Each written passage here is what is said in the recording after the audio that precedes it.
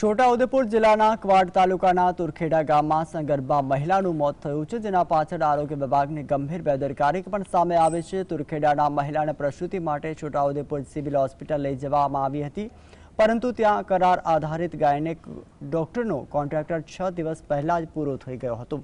નવા ડોક્ટરની નિમણૂક ન થઈ અને પરિણામે મહિલાની સ્થિતિ બગડતા તેને 110 કિલોમીટર દૂર વડોદરા સિવિલ હોસ્પિટલ મોકલવામાં આવી, પરંતુ સમયસર સારવાર ન મળતા તેમનું મોત થયું હતું અને જિલ્લા આરોગ્ય અધિકારીઓ અને કડીપાણી પ્રાથમિક આરોગ્ય કેન્દ્રના ડોક્ટરો અને તુરખેડા સબ સેન્ટરના કર્મચારીઓએ નોટિસ ફટકારી ખુલાસો પણ માંગ્યો છે।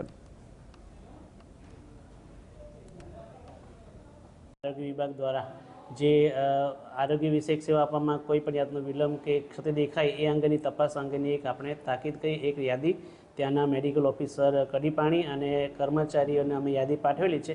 એ યાદીના ખુલાસા ભાગરૂપે એ અમને જે કંઈ જવાબ આપશે એ પ્રમાણે આગળ અમે કાર્યવાહી કરીશું। સાહેબ, છોટાઉદેપુર સિવિલમાં કોઈ ગાયનક નથી?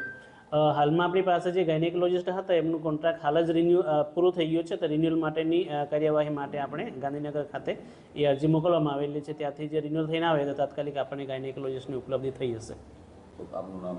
હા, હું ડૉક્ટર પાઉલ વસાવા, મુખ્ય જિલ્લા આરોગ્ય અધિકારી, જિલ્લા પંચાયત।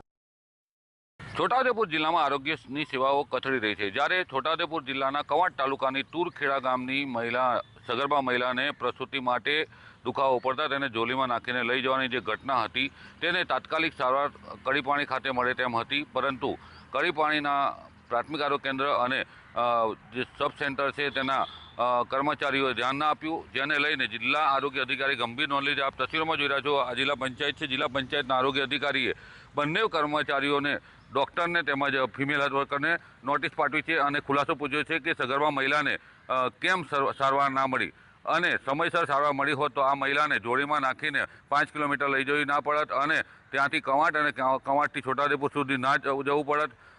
આરોગ્ય વિભાગના ગામડાઓમાં જે પ્રાથમિક આરોગ્ય કેન્દ્રો છે ગામડાઓમાં ખોલવામાં આવેલા છે। દરેક આદિવાસી સમાજના લોકોને મફત સારવાર મળે તેવા સરકારના પ્રયાસો છે, પરંતુ જે ગામડાઓમાં પ્રાથમિક આરોગ્ય કેન્દ્ર છે તેઓના ડૉક્ટરો ધ્યાન નથી આપતા। તેનો આ વરવો નમૂનો છે, કારણ કે પ્રસૂતિનો સમય આવે ત્યાં સુધી ડૉક્ટરોએ કાળજી ના લીધી અને આ મહિલાને આખરે મોતને ભેટવું પડ્યું। આવી ગંભીર ઘટનાઓને લઈને જિલ્લા આરોગ્ય અધિકારીએ ગંભીર નોંધ લીધી છે અને કડીપાણીના ડૉક્ટરને અને જે સબ સેન્ટરના આરોગ્ય કર્મચારી જે છે તેઓને નોટિસ પાઠવવામાં આવી છે। રફીક ધણીવાલા, GSTV, છોટાઉદેપુર।